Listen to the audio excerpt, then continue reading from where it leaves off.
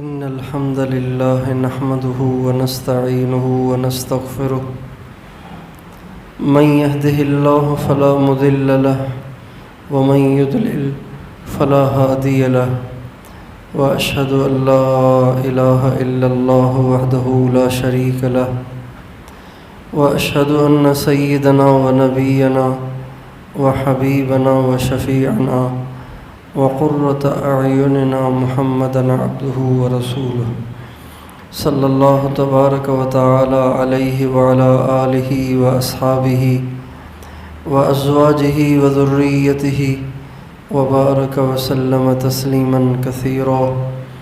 أما بعد فأعوذ بالله من الشيطان الرجيم. بسم الله الرحمن الرحيم. واذكر اسم ربك وتبتل إليه تبتيلا. وقال تعالى واتبع ملة إبراهيم حنيفا. وقال تعالى فإذا فرغت فانصب وإلى ربك فارغب. سبحان ربك رب العزة عما يصفون وسلام على المرسلين والحمد لله رب العالمين. اللهم صل على سيدنا محمد وعلى آل سيدنا محمد وبارک وسلم. میرے محترم دوستو اور بھائیو،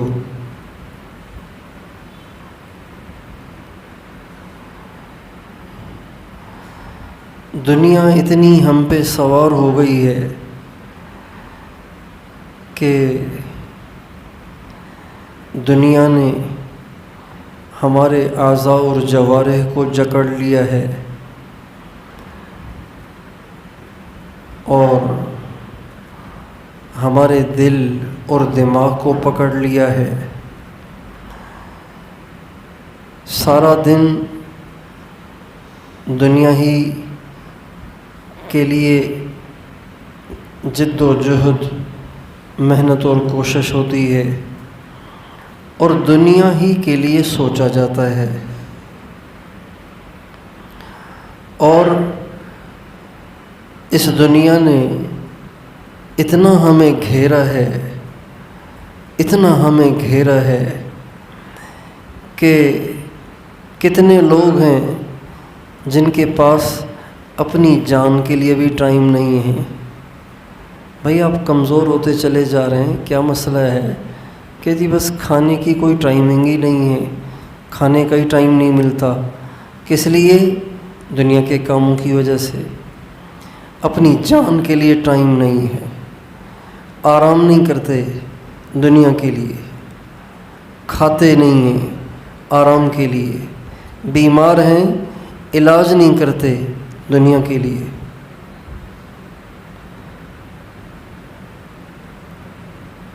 ایک دفعہ حیدرآباد میں ہمیں لطیف آباد سے ہیرآباد جانا تھا، تو ایک رکشے والے کو ہاتھ دیا، پیسے طے ہوئے، ہم بیٹھ گئے، چلنا شروع ہوئے. لیکن رکشے والا اتنی آہستہ رفتار سے چل رہا تھا، اتنی آہستہ رفتار سے چل رہا تھا کہ ہم پریشان ہو رہے تھے کہ اس کو مسئلہ کیا ہے، یہ جلدی کیوں نہیں چل رہا. تو ہم بار بار کہتے بھائی اسپیڈ بڑھاؤ، بھائی اسپیڈ بڑھاؤ بھائی، مگر وہ اسی طرح. تو اچانک میری نگاہ آئینے پہ پڑ گئی، وہ جو سامنے آئینہ لگا ہوتا ہے نا ڈرائیور کے، اس پہ نگاہ پڑ گئی. اس پہ جو میں نے دیکھا تو اس کی آنکھیں سرخ اور آنکھوں میں نیند.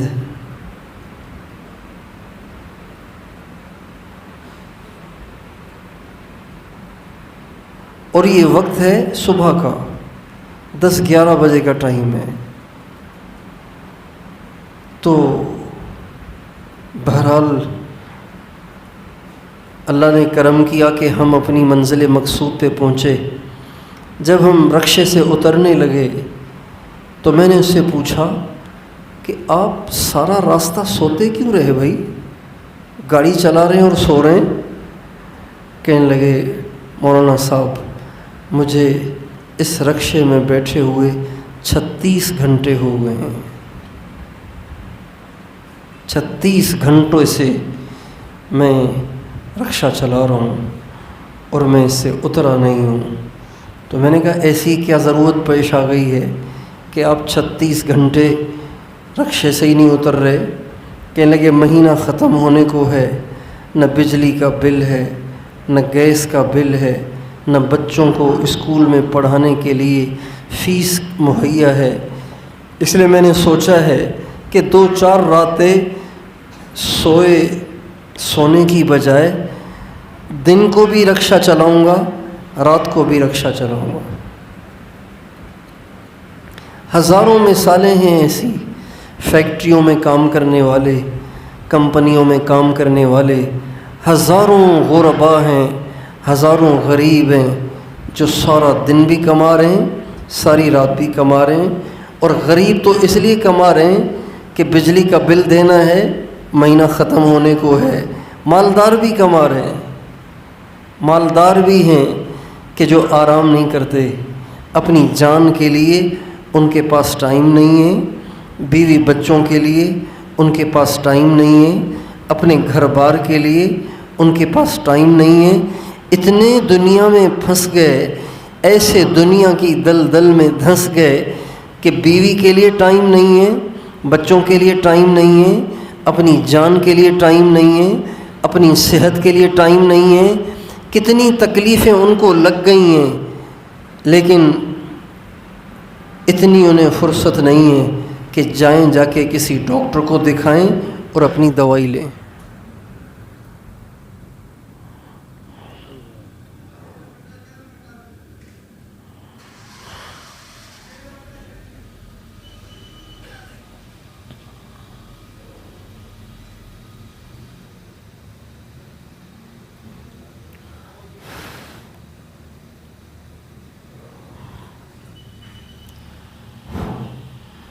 تو جہاں دنیاوی مشاغل نے، دنیا کی مصروفیت نے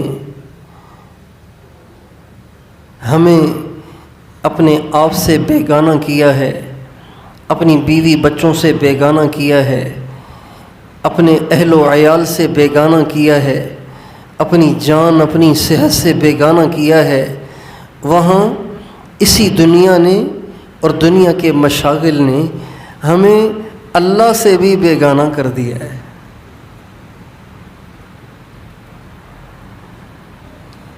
دنیا کی مصروفیات اتنی بڑھ گئی ہیں کہ لوگ دھڑلے سے کہتے ہیں ٹائم نہیں ملتا، لوگ بے جھجھک کہہ جاتے ہیں کہ جی اللہ کے لیے ٹائم نہیں ہے، اللہ کو یاد کرنے کا ٹائم نہیں ہے، اللہ سے لو لگانے کا ٹائم نہیں ہے۔ میرے دوستو، جب دنیا اتنی سوار ہو جائے کہ لوگ اللہ کے لیے بھی ٹائم نہ نکال پائیں، جب دنیا کی محبت اتنی سوار ہو جائے کہ اللہ کے لیے بھی ٹائم نہ بچے، تو پھر وہ دنیا نفع کی بجائے باعث نقصان بن جاتی ہے، اور باعث نفع کی بجائے باعث خسارہ بن جاتی ہے، اور وہ بجائے راحت کا باعث بننے کے وہ زندگی کا جنجال بن جاتی ہے اور زندگی کو اجیرن بنا دیتی ہے۔ اور یہی ہم دیکھ رہے ہیں کہ لوگ بنگلوں میں رہتے ہیں لیکن اپنی جان سے بیزار ہیں، لوگ نوکر چاکروں کے بیچ میں رہتے ہیں لیکن اپنی جان سے بیزار ہیں، خودکشی کرنے کے لیے تیار بیٹھے ہیں، حالانکہ پیسہ بھی ہے، مال بھی ہے، دنیا بھی ہے، خوشحال ہیں، لیکن زندگی ایسی بے سکون ہوئی ہے، زندگی ایسی بے مزہ ہوئی ہے، زندگی ایسے اجیرن بنی ہوئی ہے کہ زندگی میں اب مزہ نہیں رہا۔ ہمارے نبی کا ارشاد ہے قیامت کے قریب ایک وقت ایسا آئے گا کہ لوگ اپنے رشتہ داروں کی قبروں کے پاس سے گزریں گے اور وہاں کھڑے ہو جائیں گے اور کہیں گے کہ اے کاش میں اس قبر میں ہوتا۔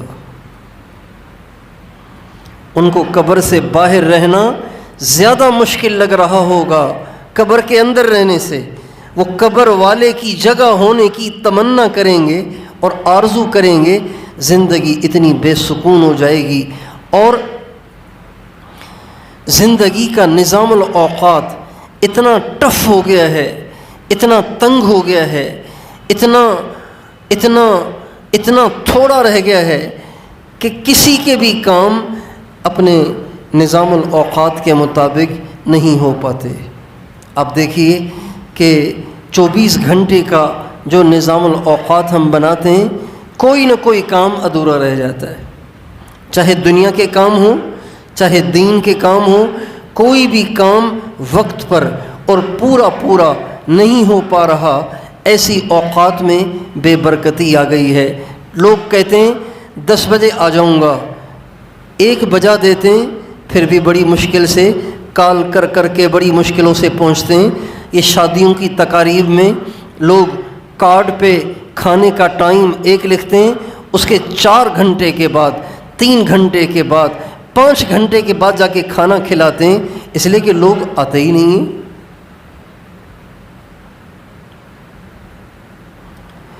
مسجد میں نماز کے اوقات محلے والوں کے مشورے سے طے ہوتے ہیں، محلے والوں کی سہولت کے حساب سے طے ہوتے ہیں، لیکن آپ دیکھیں کہ جب امام اللہ اکبر کہہ رہا ہوتا ہے اس وقت کتنے ہوتے ہیں، جب امام سلام پھیر رہا ہوتا ہے اس وقت کتنے ہوتے ہیں۔ نماز کا ٹائم جب طے ہے تو آپ کیوں نہیں پہنچ پا رہے؟ اس لیے کہ جس کام میں لگے ہوئے تھے وہ ابھی کچھ باقی تھا۔ یہ اوقات کی بے برکتی ہے۔ ہمارے نبی کا ارشاد ہے قیامت کے قریب اوقات میں اتنی بے برکتی ہو جائے گی کہ سال مہینے کے برابر ہو جائے گا، مہینہ ہفتے کے برابر ہو جائے گا، اور ہفتہ دن کے برابر ہو جائے گا۔ اور ہم اپنی آنکھوں سے دیکھ رہے ہیں کہ جو کام دنوں میں ہوا کرتے تھے اب مہینوں میں بھی نہیں نمٹ رہے، جو مہینوں میں ہوا کرتے تھے اب وہ سالوں میں ہی نہیں نمٹ رہے، اتنے لمبے ہو جاتے ہیں، اتنی اس میں لمبائی چلی جاتی ہے، اتنا اس میں کھچاؤ پیدا ہو جاتا ہے کہ چھوٹے سے چھوٹا کام بھی ہم نہیں کر پا رہے۔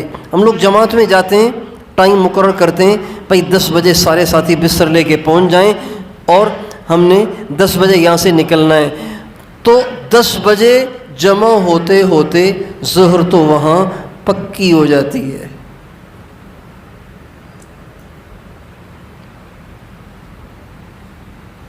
یہ اوقات کی بے برکتی ہے، یہ مشاغل کا ہجوم ہے، یہ دنیا کی محبت کا ہمیں گھیر لینا ہے، ہم پہ غالب آ جانا ہے کہ دنیا نے اتنا گھیر لیا ہے کہ کوئی کام ہم اپنے ٹائم پہ نہیں کر پاتے۔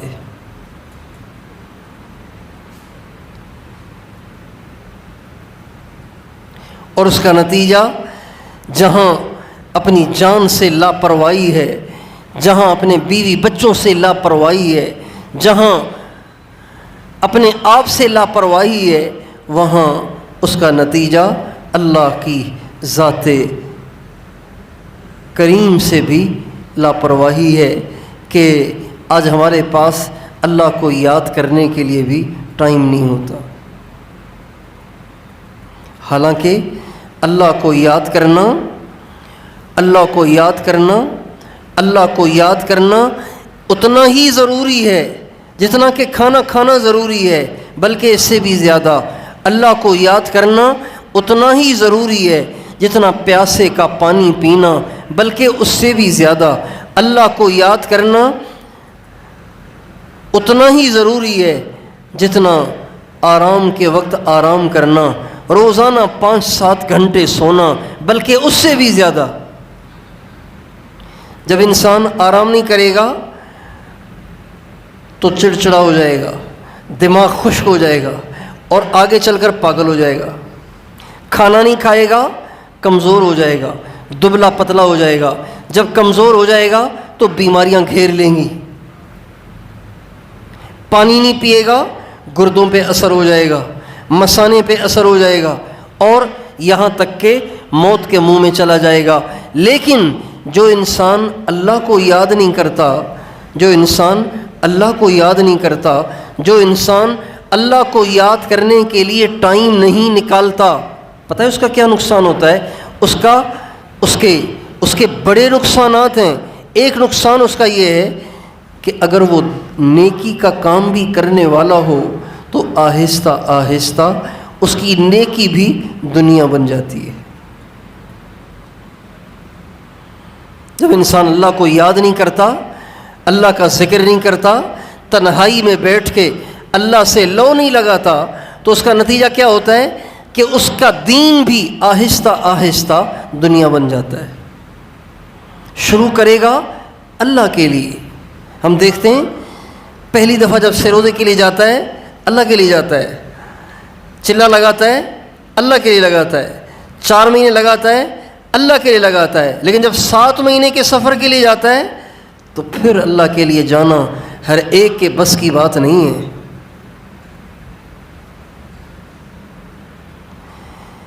جذبہ بنا، مدرسے میں داخل ہو گیا، اولا پڑھتا ہے اللہ کے لیے، ثانیہ پڑھتا ہے اللہ کے لیے، لیکن جو ہی آگے چلتا چلا جاتا ہے، آگے چلتا چلا جاتا ہے، جذبات تبدیل ہو جاتے ہیں، نیتیں تبدیل ہو جاتی ہیں، آرزوئیں تبدیل ہو جاتی ہیں، اور عزائم تبدیل ہو جاتے ہیں، یہاں تک کہ اس میں اور ایک دنیا دار میں فرق نہیں رہتا۔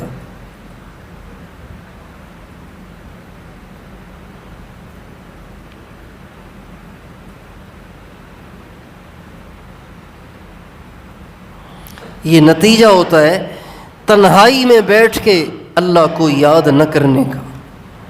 جو تنہائی میں بیٹھ کے اللہ کو یاد نہیں کرتا اس کا دین دنیا بن جائے گا، اور جو اللہ کو بیٹھ کے تنہائی میں یاد نہیں کرتا وہ غیر محسوس طریقے سے کبائر میں مبتلا ہوتا چلا جاتا ہے، کبائر کا ارتکاب کرتا چلا جاتا ہے۔ خوبصورت طریقے سے شیطان اس سے غیبتیں کرائے گا، تبصرے کرائے گا، اوروں پہ تنقید کرائے گا، اوروں کی بدگمانیاں دل میں پیدا کرے گا، اور بد نظری کرائے گا، بد نگاہی کرائے گا، اوروں پہ انگلیاں اٹھوائے گا، یہاں تک کہ اوروں کی برائیاں دیکھ دیکھ کر خود اس کو برائیوں کا مجموعہ بنا دے گا۔ اس لیے کہ نیکی تو کرنی تھی اللہ کی توفیق سے، نیکی تو کرنی تھی اللہ کی محبت میں، نیکی تو کرنی تھی آخرت کو سنوارنے کے لیے، نیکی تو کرنی تھی اللہ کے تعلق کے ساتھ۔ اللہ ہی سے کنیکشن توڑ رکھا ہے تو بتائیے وہ کیا نیکی کرے گا؟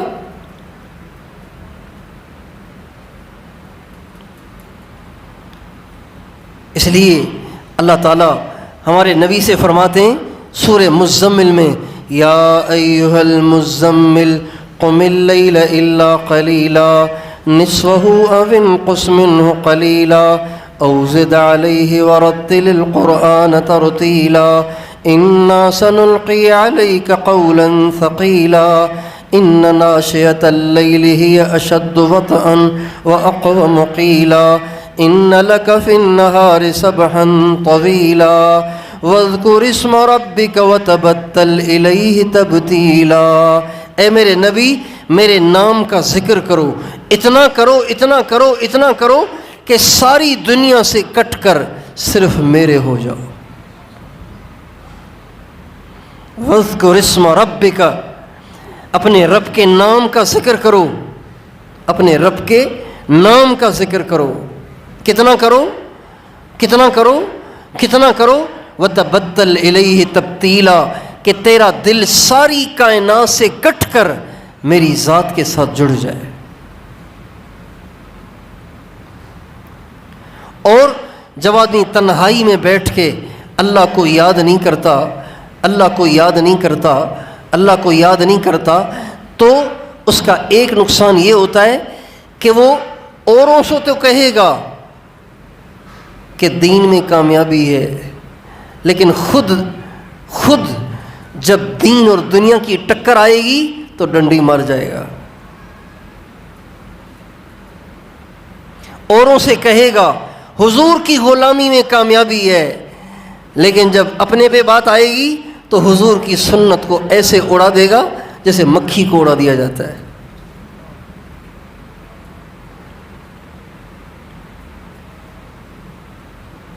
اوروں سے کہے گا اللہ سے ہوتا ہے، لیکن جب خود کو ضرورت پیش آئے گی تو مخلوق کے پیچھے بھاگا بھاگا پھرے گا۔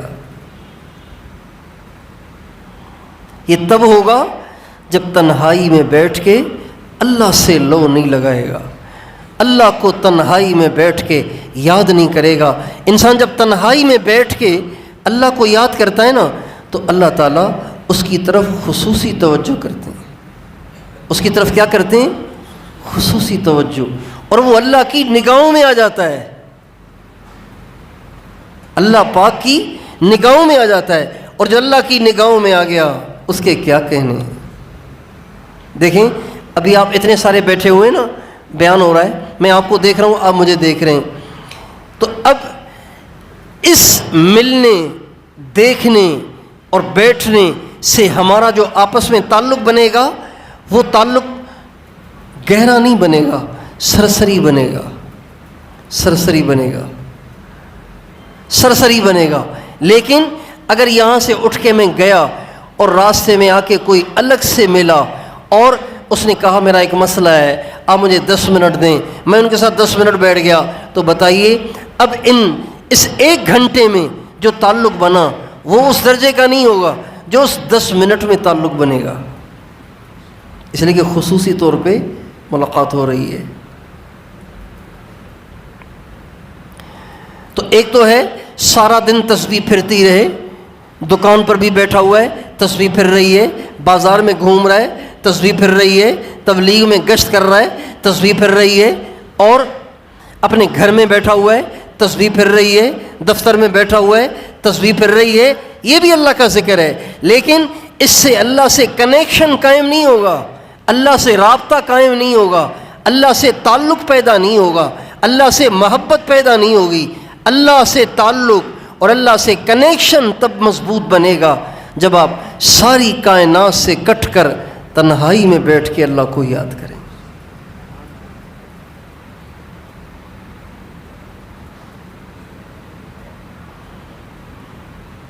انسان ظاہر کو دیکھتا ہے، اللہ تو باطن کو بھی دیکھتا ہے۔ انسان صرف ظاہر کو دیکھتا ہے، اللہ ظاہر کو بھی دیکھتا ہے، باطن کو بھی دیکھتا ہے۔ میرے پاس جو بیٹھا ہوگا اگر یہ کہیں اور کھویا ہوا ہوگا تو مجھے نہیں پتہ چلے گا، میں تو کہوں گا میرے پاس ہی بیٹھا ہوا ہے اور دیکھ بھی رہا ہے مجھے، تو اس کا مطلب ہے میری طرف متوجہ ہے۔ لیکن اللہ وہ ذات ہے جو دل کے بھیدوں کو بھی جانتا ہے، دل کے بھیدوں کو بھی جانتا ہے۔ لہٰذا اگر کوئی تنہائی میں بیٹھا ہوا ہے لیکن ادھر ادھر جھانکتا پھر رہا ہے اور اس کا دھیان ادھر ادھر منتشر ہو رہا ہے تو بھی وہ اللہ کے ساتھ یکسو نہیں ہے۔ اس لیے مشائخ کے ہاں اس کی مشق کرائی جاتی ہے کہ ایک عرصے تک روزانہ پابندی کے ساتھ ساری دنیا سے کٹ کر یکسوئی کے ساتھ بیٹھ کے اللہ کو یاد کیا جائے، پھر ایک عرصے تک اللہ کو تنہائی میں بیٹھ کے یاد کرتے کرتے کرتے کرتے پھر ایک وقت ایسا آتا ہے کہ انسان مجمع میں ہوتا ہے لیکن وہ مجمع میں نہیں ہوتا، وہ تنہا ہوتا ہے۔ اس کو مشائخ کہتے ہیں خلوت در انجمن، وہ محفل میں ہوتا ہے لیکن اکیلا ہوتا ہے، وہ مخلوق کے ساتھ ہوتا ہے مگر وہ مخلوق کے ساتھ نہیں ہوتا، وہ خالق کے ساتھ ہوتا ہے، وہ یہاں ہوتا ہے لیکن وہ یہاں نہیں ہوتا، وہ اوپر ہوتا ہے۔ جیسے مذاق میں نہیں کہتے ہاں بھائی کہاں پہنچے ہوئے ہو تم، کہاں پہنچے ہوئے ہو تم، تو ایسے بھی ہوتا ہے، انسان ہوتا یہاں ہے، پہنچا ہوا اللہ کے پاس ہوتا ہے، لیکن اس سے پہلے ایک عرصے تک تنہائی میں بیٹھ کے پوری لگن کے ساتھ، پوری یکسوئی کے ساتھ، پوری توجہ کے ساتھ ساری کائنات سے کٹ کر اللہ کے ساتھ جڑنا پڑتا ہے۔ اللہ تعالیٰ کو یہ بات اتنی پسند ہے کہ جب انسان اوروں سے کٹ کر صرف اللہ کا ہو جائے، اللہ پاک اپنی مدد اور نصرت اس کے ساتھ کر دیتے ہیں۔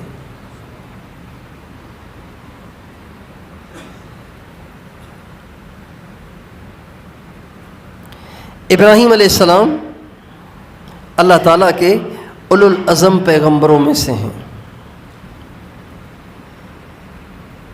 اللہ تعالیٰ نے قرآن پاک کے اندر بہت سے انبیاء کی صفات کو بیان کیا ہے۔ کسی نبی کے بارے میں فرمایا وہ وعدے کے بڑے سچے تھے، کسی نبی کے بارے میں فرمایا وہ بہت سچے تھے، کسی کے بارے میں فرمایا بڑے صبر والے تھے۔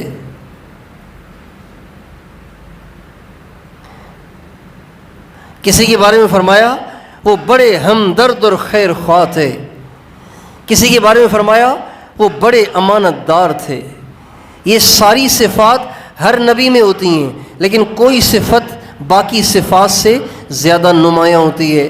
تو اللہ تعالیٰ نے اپنے قرآن پاک کے اندر انبیاء علیہ السلام کی ان صفات کو بیان کیا ہے، لیکن ابراہیم علیہ السلام کی ایک صفت کو اللہ تعالیٰ نے قرآن پاک میں 8 جگہ بتایا ہے۔ کتنی دفعہ؟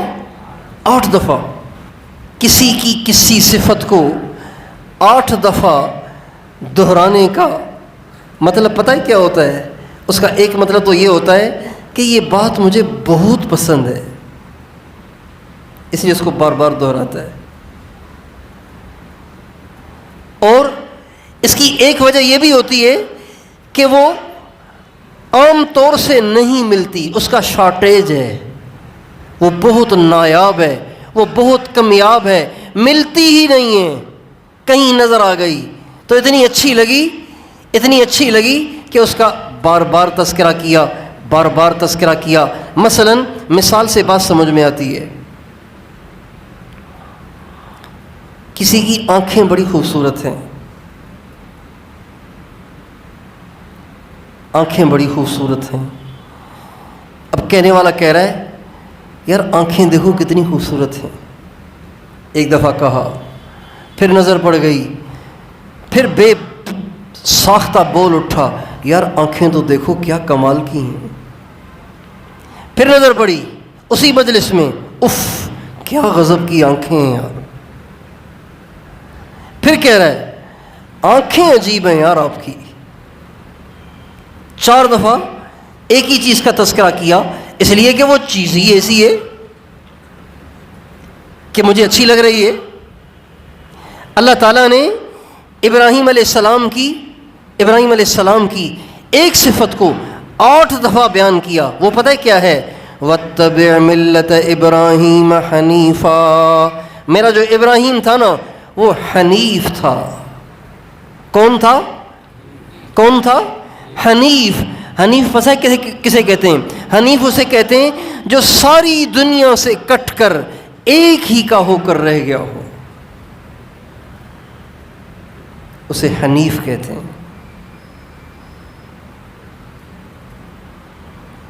اب تو کولو ختم ہو گئے، اب تو تیل بھی مشینوں پہ نکالا جاتا ہے، پہلے کولو ہوتے تھے، کولو، اور اس کولو میں ایک موٹا سا تنے جیسا ڈنڈا گھومتا تھا، اس کے ساتھ ایک اور ڈنڈا ہوتا تھا، اس کے ساتھ ایک جانور بندھا ہوتا تھا، اونٹ یا بیل یا گدھا بندھا ہوتا تھا، اور سارا دن اس کو چکر لگانا ہوتا تھا، وہ گھومتا تھا اور وہ ڈنڈا اس کے گھومنے سے گھومتا تھا، جس سے سرسوں سے تیل نکلتا تھا، تلوں سے تیل نکلتا تھا، جیسے آج کل مشینوں سے نکلتا ہے۔ تو وہ جو بیل یا اونٹ یا گدھا گھومتا تھا، اس کی آنکھوں میں نا کھوپا لگا دیتے تھے، کھوپا لگا دیتے تھے۔ کھوپا اس لیے لگاتے تھے کہ اس کی دائیں بائیں نظر نہ جائے، بس یہ اپنی ہی میں مگن رہے اور گھومتا ہی رہے۔ اگر اس کی نگاہ ادھر ادھر گئی تو پھر یہ ادھر بھی جانے کی کوشش کرے گا، ادھر بھی جانے کی کوشش کرے گا، دائیں اور بائیں دوڑنے اور گھومنے اور بھاگنے کی کوشش کرے گا۔ جب اس کو کھوپا لگا ہوگا تو بس وہ جہاں گھوم رہا ہوگا اسی کو وہ سمجھے گا کہ میں بہت بڑا فاصلہ طے کر رہا ہوں اور بہت بڑی سڑک پہ چل رہا ہوں. تو جیسے کولو کے بیل اور کولو کے گدھے اور کولو کے اونٹ کی آنکھوں پہ کھوپا لگایا جاتا ہے نا، تاکہ وہ اسی چھوٹے سے احاطے کے گرد گھومتا رہے، دائیں بائیں اس کی نگاہ نہ جائے. حنیف اسے کہتے ہیں، حنیف اسے کہتے ہیں جس کی دائیں بائیں کہیں نگاہ ہی نہ جائے، اس کو کسی کی پرواہ ہی نہ ہو، اس کا دل کسی اور کی طرف کھنچے ہی نہیں، اس کی امیدیں کسی اور سے وابستہ ہی نہ ہو، اس کو کسی اور کا آسرا ہی نہ ہو، اس کو کسی اور پہ بھروسہ ہی نہ ہو، اس کو کسی اور کا ڈر اور خوف ہی نہ ہو. اس کا دل بھی کھنچے تو ایک کی طرف محبت بھی ہو، تو ایک کی طرف عشق بھی ہو، تو ایک کے ساتھ بھروسہ بھی ہو، تو ایک پر امیدیں بھی وابستہ ہوں، تو ایک کے ساتھ اور ڈر اور خوف بھی ہو تو ایک کا. اس کو کہتے ہیں حنیف. اللہ تعالیٰ نے ابراہیم علیہ السلام کو قرآن پاک میں 8 جگہ کہا ہے میرا ابراہیم کسی کا نہیں ہے، صرف میرا ہے. میں نے عرض کیا نا، کسی صفت کو بار بار دہرانے کی ایک وجہ تو یہ ہوتی ہے کہ وہ بہت اچھی لگ رہی ہوتی ہے. آنکھیں اچھی لگ رہی ہیں، بار بار کہہ رہا ہے یار آنکھیں بڑی زبردست ہیں. عورتوں کو زیور اچھے لگتے ہیں، کپڑے اچھے لگتے ہیں. کسی تقریب میں گئیں، کسی شادی میں گئیں، کسی عورت کے گلے کا ہار اچھا لگا تو پاس والی کو کوہنی ماری، عجیب ہار ہے. پھر کہا ہار کتنا اچھا لگ رہا ہے، پھر کوہنی ماری کتنا قیمتی ہار ہے، پھر کوہنی ماری تمہیں اچھا نہیں لگ رہا، کتنا اچھا لگ رہا ہے. بار بار اس بات کو دہراتی ہیں اور برداشت نہیں ہوتا. آخر مجلس کے ختم ہونے پہ جا کے اس کا ہاتھ پکڑ کے پوچھ ہی لیتی ہیں کہ تیرے خاوند نے کتنے کا بنوایا ہے، کون سے سونار سے بنوایا ہے. بار بار کا تذکرہ کیوں کرتی ہیں؟ کہ وہ چیز اچھی لگ رہی ہے. یا پھر بار بار کسی چیز کا تذکرہ اس لیے ہوتا ہے کہ وہ چیز ملتی ہی نایاب ہے، ملتی ہی کم ہے، بس یہاں پتہ نہیں کہاں سے آ گئی ہے. اسی طرح اللہ تعالیٰ ابراہیم علیہ السلام کو قرآن پاک میں 8 جگہ کہہ رہے ہیں حنیف، میرا ابراہیم کسی کا نہیں ہے، صرف میرا ہے. اس لیے کہ ساری دنیا سے کٹ کر صرف اللہ کا ہو جانا، یہ دولت اتنی نایاب ہے، اتنی کمیاب ہے کہ اللہ کو کہیں نظر ہی نہیں آتی. اس لیے اللہ حضرت ابراہیم کا بار بار تذکرہ کر رہے ہیں. اللہ کو دنیا کے انسانوں میں کہیں دل کا حال اور کہیں عشق کی انتہا نظر ہی نہیں آ رہی. سارے ہی دنیا کے دیوانے، سارے ہی دولت کے دیوانے، سارے ہی شہرت کے دیوانے، سارے ہی عہدوں کے دیوانے، سارے ہی بنگلوں اور گاڑیوں کے دیوانے. ابراہیم ایسا ہے کہ جس کے دل میں اللہ کے سوا کسی اور کا دھیان، خیال اور رغبت ہی نہیں ہے. اور اللہ تعالیٰ نے ابراہیم علیہ السلام کے بارے میں یہ فیصلہ یوں ہی نہیں کیا، اچھی طرح ٹھوک بجا کے دیکھا ان کو. آگ میں پھینکے جانے لگے، فرشتے آ گئے. فرشتوں نے آ کے کہا ابراہیم ہم حاضر ہیں، اشارہ کریں آپ سب کچھ ہو جائے گا. کہنے لگے نہیں، وہ اکیلا کافی ہے.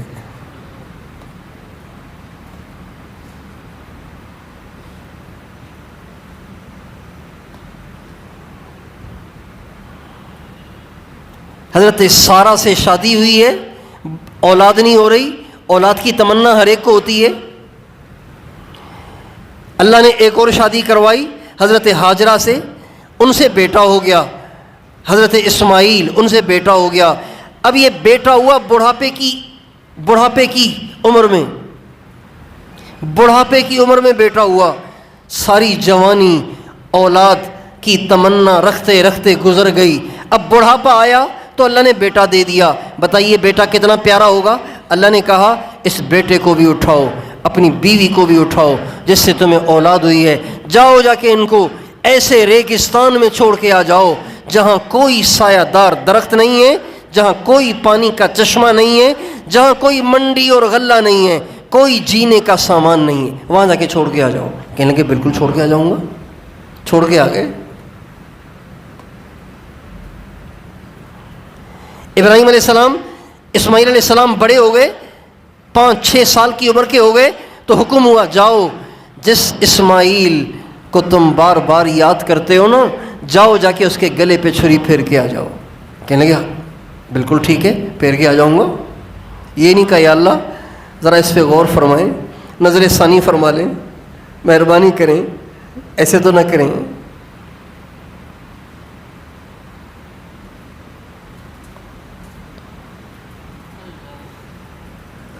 اللہ تعالیٰ کو یہ بات اتنی پسند ہے کہ بندہ ساری دنیا سے کٹ جائے، صرف میرا ہو جائے۔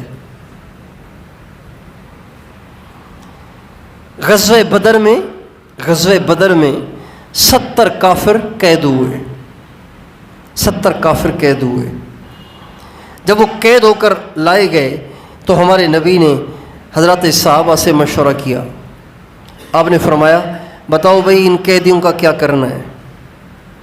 حضرت ابوبکر صدیق نے کہا یا رسول اللہ ہیں تو قیدی لیکن اپنے ہیں، رشتہ دار ہیں، ایسے کریں فدیہ لے لیں اور چھوڑ دیں، فدیہ لے کے ان کو رہا کر دیں۔ ہاں بھائی اور بولو بھائی۔ حضرت عمر کھڑے ہوئے، کہنے لگے یا رسول اللہ یہ سارے ہمارے رشتہ دار ہیں، جو جس کا رشتہ دار ہے اس کو اس کے حوالے کیا جائے، جو جس کا رشتہ دار ہے اس کو اس کے حوالے کیا جائے۔ پھر مثال دے کر کہا عباس کو علی کے حوالے کیا جائے۔ سچا ہے نا ان کا، جو جس کا رشتہ دار ہے اس کو اس کے حوالے کیا جائے، وہ رشتہ دار اپنے ہاتھ سے تلوار کے ذریعے اس کی گردن کو کاٹے تاکہ اللہ دیکھ لے کہ ہم اللہ کے سوا کسی کے نہیں ہیں۔ ہمارے نبی کو حضرت عمر کا یہ مشورہ پسند نہیں آیا۔ آپ نے فرمایا ابو بکر کی مثال حضرت ابراہیم کی سی ہے جو کہہ رہے ہیں رب انہن اضللن کثیرا من الناس فمن تبعنی فانہ منی ومن عصانی فانک غفور الرحیم۔ ابراہیم علیہ السلام کہہ رہے ہیں اے اللہ یہ جو کافر ہیں نا، یہ جو کافر ہیں ان کو معاف کر دے، اور یہ جو مسلمان ہیں یہ تو میرے ہی ہیں۔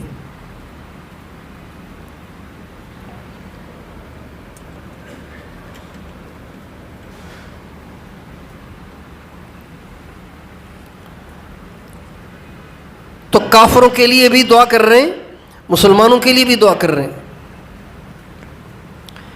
اور تو آپ نے فرمایا ابو بکر کی مثال حضرت ابراہیم کی سی ہے اور عمر کی مثال حضرت نوح کی سی ہے، جنہوں نے اللہ سے دعا کی اے اللہ سب کو تباہ و برباد کر کے زمین کو ان سے صاف کر دے۔ لیکن چونکہ آپ کی رائے حضرت ابو بکر والی تھی اس لیے آپ نے فیصلہ فرمایا ان سے فدیہ لے کے ان کو رہا کر دیا جائے۔ لیکن اگلی نماز میں جب حضرت عمر رضی اللہ عنہ حاضر خدمت ہوئے اور آ کے دیکھا کہ حضرت نبی کریم صلی اللہ علیہ وسلم بھی رو رہے ہیں اور حضرت ابو بکر بھی رو رہے ہیں، حضرت عمر جلدی جلدی آئے کہ یا رسول اللہ آپ کیوں رو رہے ہیں، یہ ابو بکر کیوں رو رہے ہیں، آپ مجھے بھی وجہ بتائیں تاکہ جو اگر رونے کی بات ہے تو میں بھی آپ کے ساتھ رو لوں۔ آپ نے فرمایا عمر جب ہم مشورہ کر رہے تھے اور ابو بکر نے کہا تھا فدیہ لے کر چھوڑ دیا جائے، تم نے کہا تھا رشتہ دار کی گردن کو اڑائے، تو ہم نے فیصلہ تو کیا ابو بکر کی رائے پہ، لیکن اللہ کی رائے وہ نہیں تھی جو ابو بکر کی تھی، اللہ کی منشا وہ تھی جو عمر کی تھی، اور اللہ ہمارے اس فیصلے پہ اتنے ناراض ہوئے کہ قریب تھا کہ اللہ کی طرف سے پکڑ اتر جائے، عذاب اتر جائے، لیکن چونکہ یہ بات اللہ کے نبی کے فرمانے سے طے ہوئی تھی اس لیے اللہ کی طرف سے پکڑ نہیں آئی۔ تو اس افسوس پہ ہم رو رہے ہیں کہ ہم نے اللہ کی مرضی کے مطابق فیصلہ کیوں نہیں کیا؟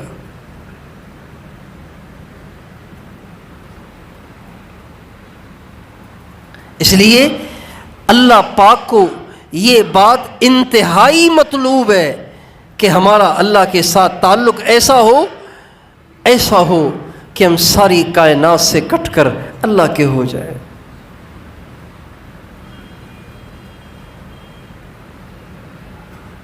فَلَيْتَكَ تَحْلُو وَالْحَيَاةُ مَرِيرَةٌ وَلَيْتَكَ تَرْضَى وَالْأَنَامُ غِضَابُ وَإِذَا صَحَّ مِنْكَ الْوُدُّ فَالْكُلُّ هَيِّنٌ فَكُلُّ الَّذِي فَوْقَ التُّرَابِ تُرَابُ وَلَيْتَ الَّذِي بَيْنِي وَبَيْنَكَ عَامِرٌ وَبَيْنِي وَبَيْنَ الْعَالَمِينَ خَرَابُ۔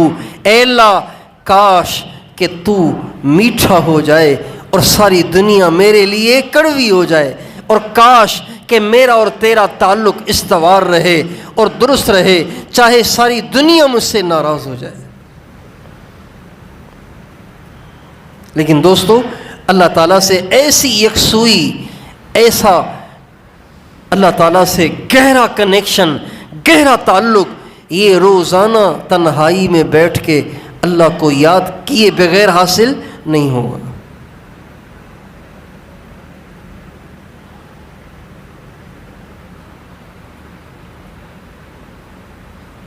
جب آدمی تنہائی میں بیٹھ کے اللہ کو یاد کرتا ہے تو دنیا کے ماحول، برائیوں کے ماحول میں رہتے ہوئے اس کے دل پہ جو گناہوں کے اثرات ظاہر ہوتے ہیں وہ سب کے سب تنہائی کی برکت سے اللہ زائل کر دیتے ہیں۔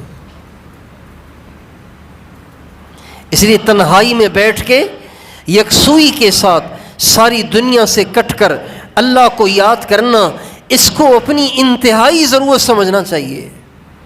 جب حضور سے اللہ کہہ رہے ہیں کہ میرے نبی ساری دنیا سے کٹ کر میرے ہو جاؤ، تو بتائیے ہمیں اللہ سے کتنا تعلق بنانا چاہیے۔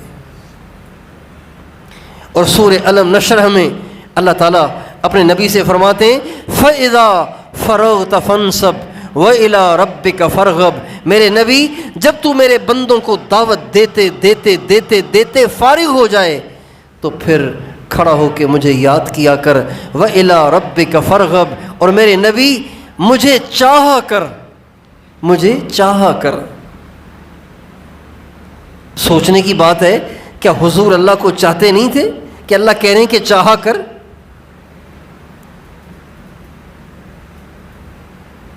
کسی چیز کی طرف رغبت یعنی اس چیز کی چاہت پیدا ہونا۔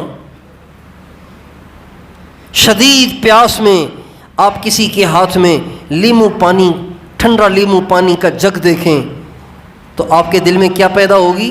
رغبت، چاہت کہ آدھا گلاس مجھے بھی دے دے۔ شدید پیاس لگی ہوئی ہے، لیمو پانی ٹھنڈا، جگ اس کے ہاتھ میں، دل کرے گا کہ نہیں کرے گا؟ اس کو کہتے ہیں کسی چیز کی طرف رغبت، کسی چیز کی طرف میلان، کسی چیز کی طرف رجحان۔ اللہ ہمارے نبی سے فرما رہے وَإِلَىٰ رَبِّكَ فَارْغَب، میرے نبی تو میری طرف رجحان پیدا کر، میری طرف میلان پیدا کر، میری چاہت کو دل میں پیدا کر۔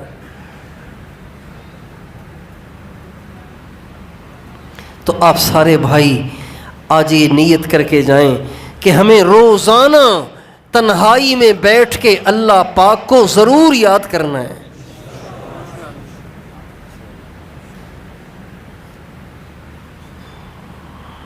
اور بعض ساتھی کہتے ہیں ہم ذکر میں بیٹھتے تو ہیں، دھیان ہی نہیں جمتا، کیا کریں، مزہ ہی نہیں آتا، دھیان ہی نہیں جمتا۔ نہیں، آپ اس سے گھبرائیں نہیں، آپ بیٹھیں، ایک دن آئے گا کہ آپ کا دھیان بھی جمے گا، آپ کو مزہ بھی آئے گا۔ دنیا کے کام کر کے جب آپ دنیا کے کام شروع کرتے ہیں تو چند دنوں کے بعد تھک کے چھوڑ دیتے ہیں یا کرتے چلے جاتے ہیں، کرتے چلے جاتے ہیں، کرتے چلے جاتے ہیں۔ کتنے لوگ سناتے ہیں کہ جی 10 سال ہو گئے کاروبار کرتے کرتے، لیکن ہمیشہ ہمیں نقصان ہی ہوا ہے، لیکن چھوڑ نہیں رہے، لگے ہوئے ہیں پھر بھی۔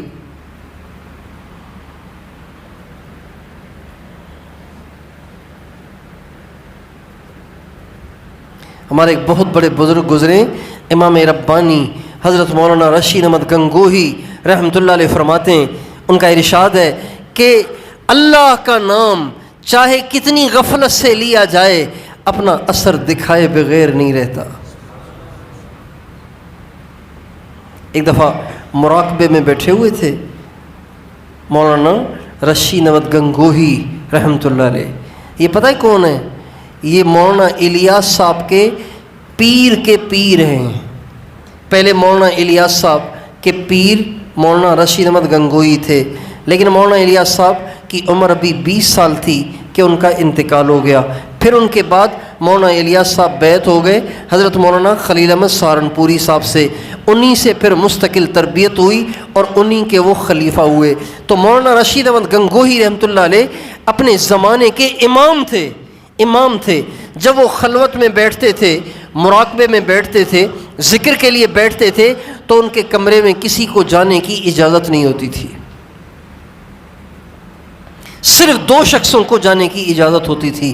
ایک مولانا یحییٰ صاحب، مولانا زکریا صاحب جنہوں نے فضائل اعمال لکھی ہے، ان کے والد صاحب، ایک ان کے چھوٹے بھائی مولانا الیاس صاحب جو تبلیغ کے بانی ہیں۔ ان 2 کو اجازت ہوتی تھی اندر جانے کی اور کسی کی۔ مولانا رشید احمد گنگوہی آخری عمر میں ان کی آنکھوں کی بینائی چلی گئی تھی، تو مراقبے میں بیٹھے ہوئے تھے، اچانک مراقبے سے سر اٹھایا، فرمایا مولی یحییٰ کمرے میں کون کون ہے؟ کہا جی صرف یحییٰ اور الیاس ہے اور کوئی نہیں ہے۔ فرمانے لگے سن مولی یحییٰ سن، اللہ کا نام چاہے کتنی غفلت سے لیا جائے اپنا اثر دکھائے بغیر نہیں رہتا۔ اس لیے یہ جو ساتھی گھبرا جاتے ہیں نا کہ بھئی ذکر میں بیٹھتے ہیں دھیان ہی نہیں جمتا، مراقبے میں بیٹھتے ہیں دل اللہ اللہ کرتا ہی نہیں ہے، تو گھبرائیں نہیں، لگے رہیں۔ وہ کھولے یا نہ کھولے در، اس پہ تیری ہے کیوں نظر، تو بس اپنا کام کر یعنی کہ کھٹکھٹائے جا۔ آپ کے ذمے دل سے اللہ کہلوانا نہیں ہے، آپ کے ذمے نگاہیں جھکا کر، گردن کو جھکا کر، دل پہ توجہ کو جما کر اس دھیان میں لگنا آپ کے ذمے ہے، پھر دل کو کہلوانا یہ اللہ کا کام ہے۔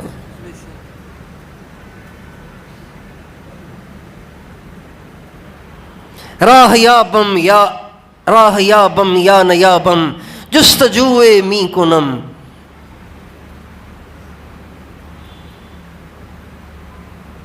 راہ یا بم یا نیا بم جستجوئے می کنم، راستہ ملے نہ ملے میں نے تو کوشش کرتے رہنا ہے۔ اس لیے جو لوگ اس وجہ سے مراقبہ نہیں کرتے، اس وجہ سے تنہائی میں بیٹھ کے ذکر نہیں کرتے کہ مزہ نہیں آتا، دل نہیں لگتا، دھیان نہیں جمتا، دل سے اللہ اللہ کی آواز نہیں آتی، وہ یہ سوچ کے مراقبہ چھوڑ دیتے ہیں، ذکر چھوڑ دیتے ہیں، تو یہ اپنے آپ کو خود شیطان کے ہاتھوں میں دے دیتے ہیں۔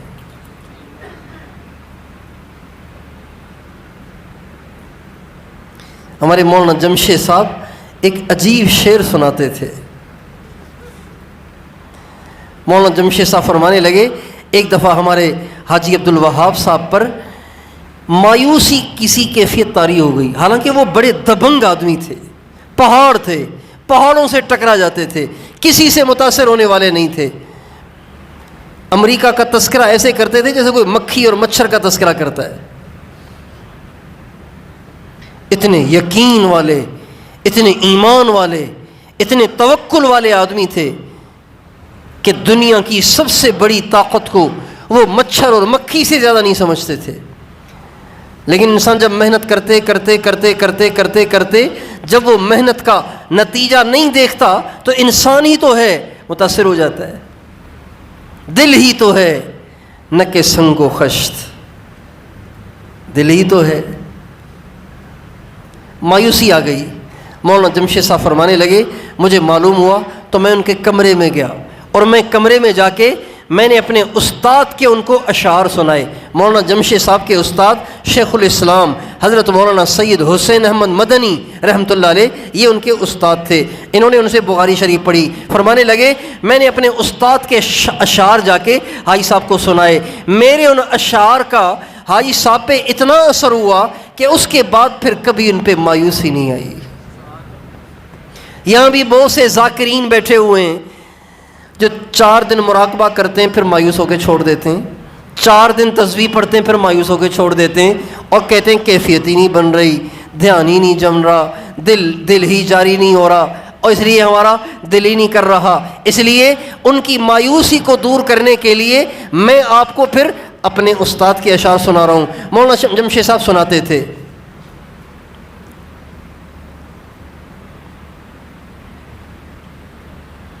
منہ کو سیے بصد سکون جور و جفا اٹھائے جا۔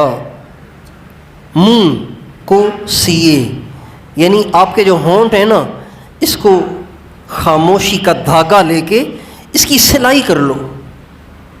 خاموشی کا دھاگا لے کے اپنے ہونٹوں کی سلائی کر لو، چونکہ ہونٹ جب سیے ہوئے ہوں گے، ہونٹوں کی جب سلائی ہو چکی ہوگی تو پھر بول سکے گا کوئی؟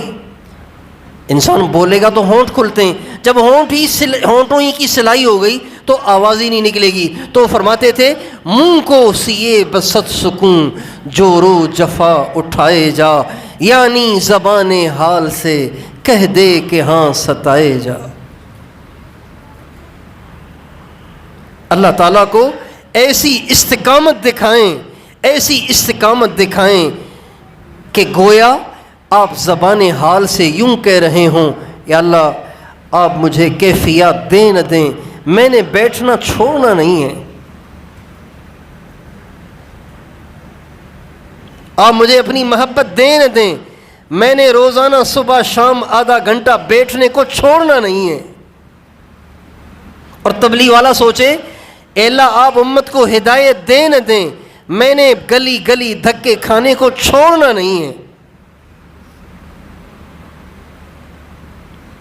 اور مدرسے میں پڑھنے والا طالب علم سوچے یا اللہ میرا ذہن کھلے نہ کھلے، مجھے بات یاد رہے نہ رہے، میرا دماغ چلے نہ چلے، مجھے سبق یاد ہو نہ ہو، میں نے تو پڑھتے رہنا ہے۔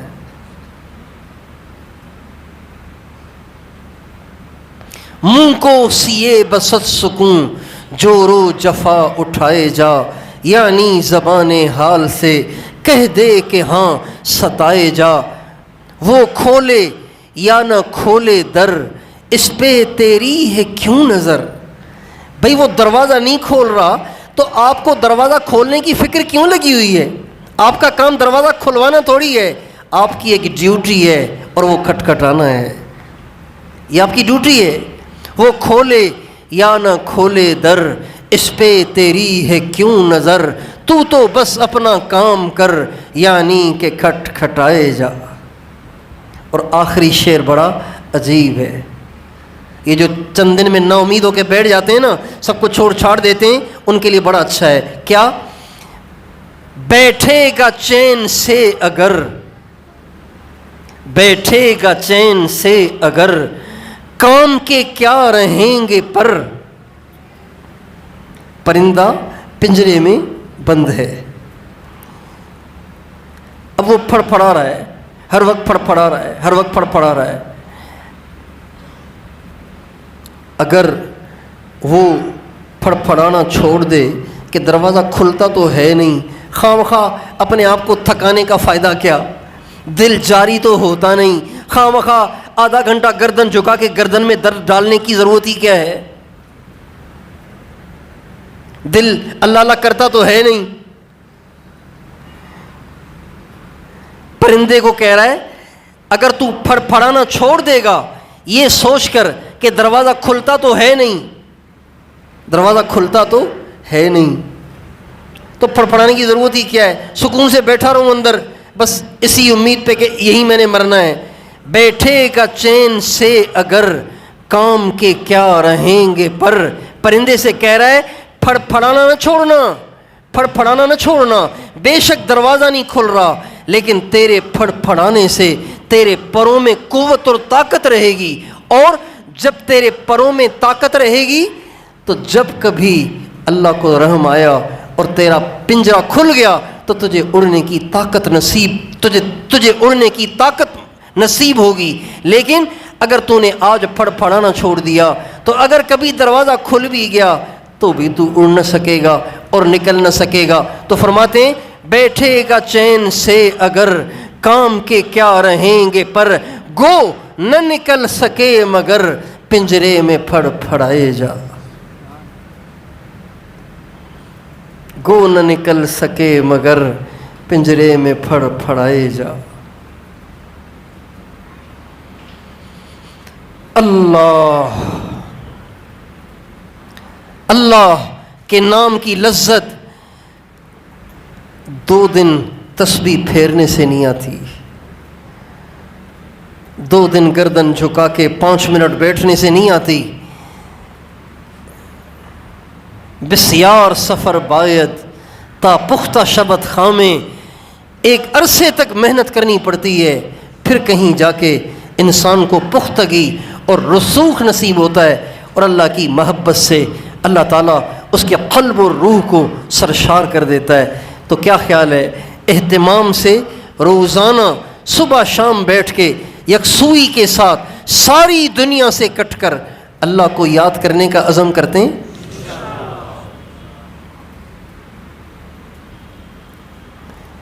وہ دن ہی کیا جس میں اللہ کو یاد نہ کیا ہو، کیا فائدہ اس زندگی کا جس میں اللہ ہی کی یاد نہ ہو۔ اس لیے ہمارے نبی نے فرمایا وہ تو بیچارہ مرا ہوا ہے جو اللہ کو یاد نہیں کر رہا، وہ زندہ تھوڑی ہی ہے، تو مرا ہوا ہے۔ مثل الذی یذکر ربہ والذی لا یذکر ربہ کمثل الحی والمیت، جس کا دل اللہ سے غافل ہے۔ یہاں ذکر سے مراد صرف تسبیح پھیرنا نہیں ہے، ذکر سے مراد دل اللہ کو یاد کرے، دل اللہ کو یاد کرے۔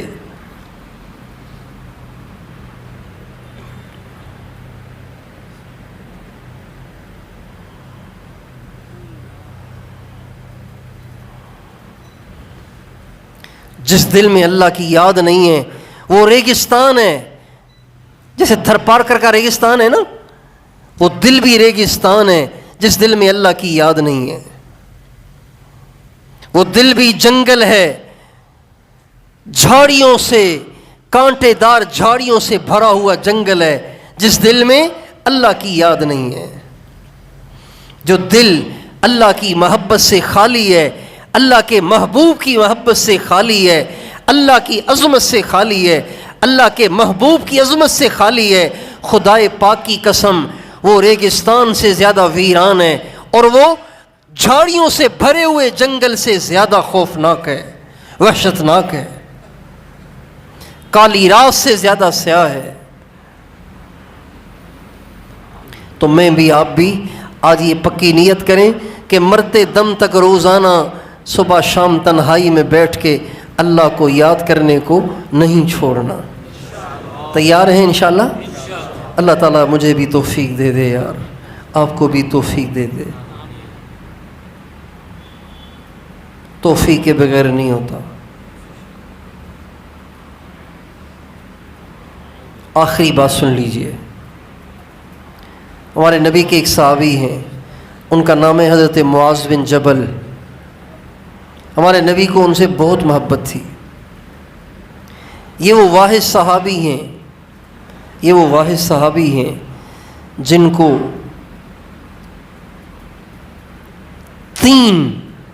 4 امتیاز حاصل ہیں، 4 امتیاز حاصل ہیں، 4 زیادہ بھی ہو سکتے ہیں، ابھی بیٹھے بیٹھے جو اچانک ذہن میں آئیں وہ میں عرض کر رہا ہوں۔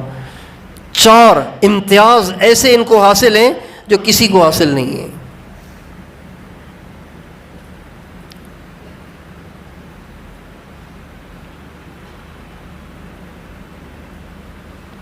ان میں سے ایک امتیاز ان کو یہ حاصل ہے کہ ہمارے نبی نے ان پہ اعتماد کیا، اعتماد فرما کے ان کو یمن والوں کی ہدایت کے لیے اور تعلیم کے لیے ان کی تشکیل فرمائی، ان کو روانہ فرمایا۔ جب یہ جانے لگے تو یہ اکیلے تھے، جب یہ جانے لگے تو ہمارے نبی بھی ان کے ساتھ ساتھ چلتے رہے۔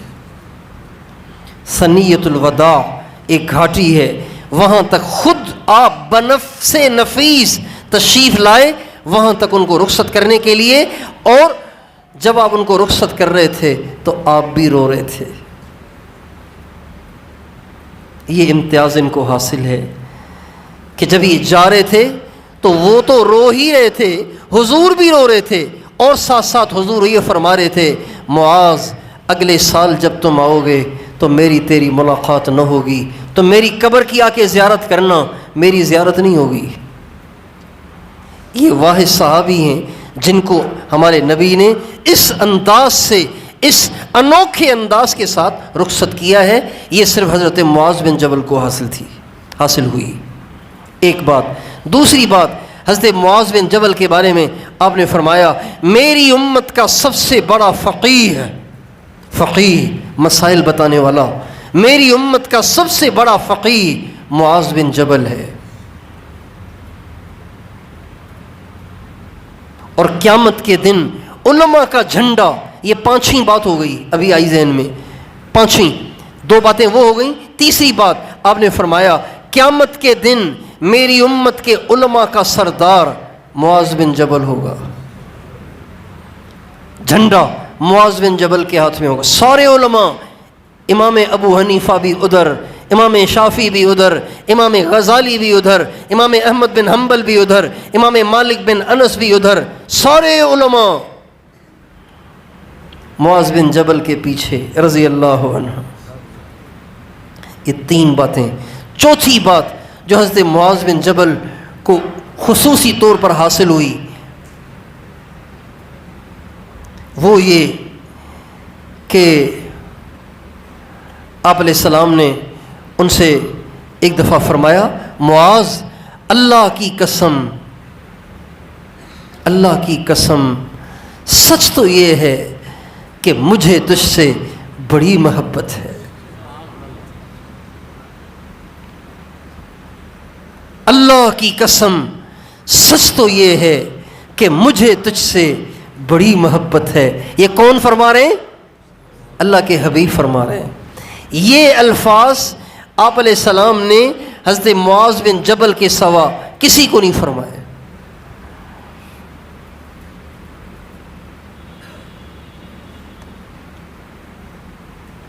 یہ چار باتیں ہو گئیں، پانچویں ذہن سے نکل گئی،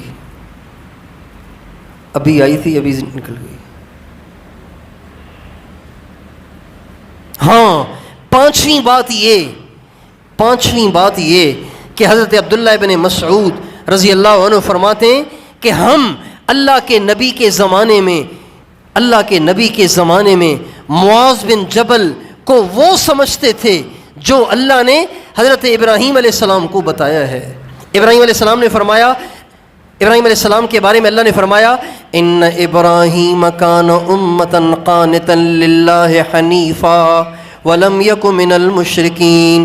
یہ صفات جو اللہ تعالیٰ نے حضرت ابراہیم کے بارے میں بتائی ہیں، حضرت عبداللہ بن مسعود کہتے ہیں ان صفات کو ہم اللہ کے نبی کے زمانے میں معاذ بن جبل میں دیکھتے تھے. اتنے بڑے آدمی. یہ پانچ باتیں ان کو خصوصی حاصل ہیں.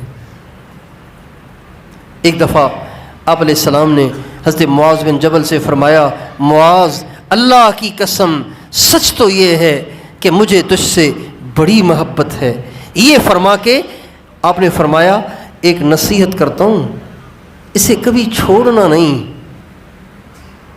بلکہ سختی سے فرمایا لا تدعن، ہرگز کبھی نہ چھوڑنا. جو میں تمہیں بتانے لگا ہوں وہ یہ ہے کہ ہر فرض نماز کے بعد اللہ سے دعا کرو رب اعنی علی ذکرک و شکرک و حسن عبادتک. اے میرے رب میری مدد کر کہ میں تجھے یاد کیا کروں، میری مدد کر کہ میں تیرا شکر گزار رہا کروں، میری مدد کر کہ میں ہر وقت تیرے دھیان میں رہا کروں.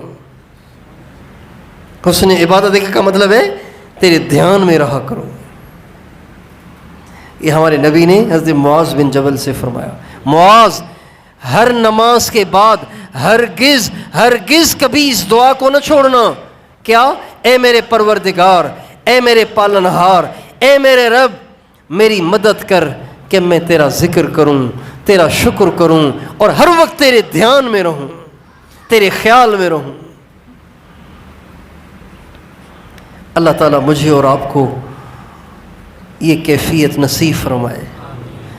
تو ایک تو ہر فرض نماز کے بعد اس دعا کو ہم بھی ضرور پڑھا کریں، رب اعنی علی ذکرک و شکرک و حسن عبادتک۔ چھوٹی سی ہے، اس کا مطلب یہ ہے اے میرے پروردگار میری مدد کر، میں تیرا ذکر کروں، تیرا شکر کروں اور ہر وقت تیرے دھیان میں رہوں۔ ہر فرض نماز کے بعد ہرگز نہ چھوڑنا۔ بتائیے اس سے ان تینوں چیزوں کی کتنی اہمیت ظاہر ہوتی ہے کہ اللہ کا ذکر کرنا کتنا ضروری ہے، اللہ کے دھیان میں رہنا کتنا ضروری ہے، اور اللہ کا شکر گزار رہنا کتنا ضروری ہے۔ اللہ تعالیٰ مجھے اور آپ کو توفیق عطا فرمائے۔